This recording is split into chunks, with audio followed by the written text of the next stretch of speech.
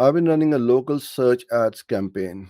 Initially, it was manual CPC with enhanced CPC. Okay. Now it is max click and seeing some improvement in clicks and leads. What else is better? Well, I always say this to everyone, if it is working, don't touch it. Why do you want to touch anything when it is going well? It's like going on a motorway at 70 miles an hour. You'll just leave that accelerator down or on cruise control, right?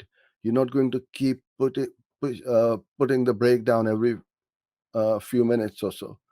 You're going to slow down. So if something is working, if max clicks is working, which is not my favorite bidding strategy, but if it's working for you, I'm not going to say to you, change it to target CPA or whatever. Yes, what you can do is copy that campaign and set up a new one. Don't touch that one, which let it run. Set up a target CPA or target ROAS and see what happens, if it improves or not.